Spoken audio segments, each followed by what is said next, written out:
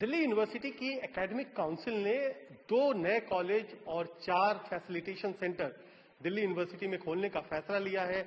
उनके नाम भी रखे जाएंगे। इस वक्त हमारे साथ दिल्ली यूनिवर्सिटी के vice chancellor professor PC Joshi हैं।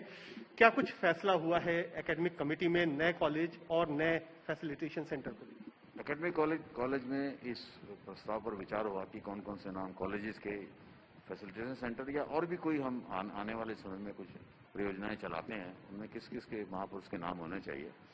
इनमें हमें जिन नामों पर की सहमति हुई है वो हैं वीर सावरकर, सुषमा स्वराज जी, अटल बिहारी वाजपेयी जी और सरदार पटेल जी, सावित्रीबाई फूले और अरुण जेटली जी।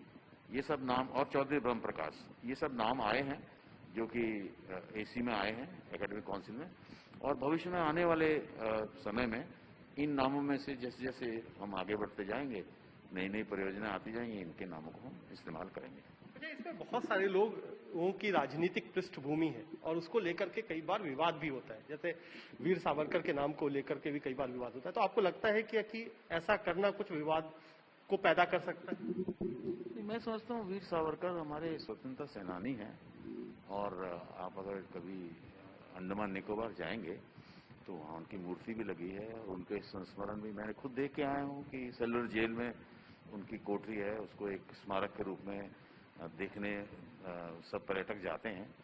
तो हमारे पास्ट के वो हमारे पूर्व स्वतंत्रता सेनानी हैं, जैसे कि और भी हैं सरदार पटेल हमारे माने हुए, बाकी सारे लोग जो हैं ये सब किसी न किसी क्षेत्र में, सावित्रीबाई फूले जी का भी नाम है, दलित चेतना में बहुत आगे नाम आता है।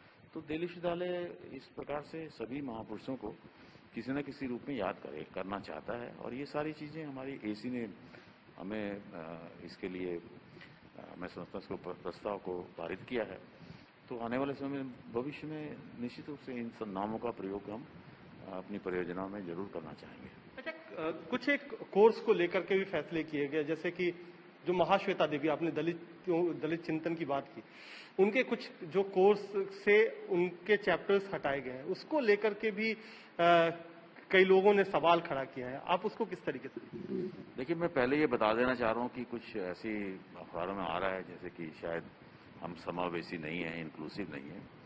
मैं आपको ये विश्वास दिलाना चाहता हूँ कि दिल्ली विश्वविद्यालय पूर्ण रूप से इंक्लूसिव यूनिवर्सिटी है और इसमें हर विचारधारा और हर प्रकार के साहित्य को पूरी स्थान दिया जाएगा।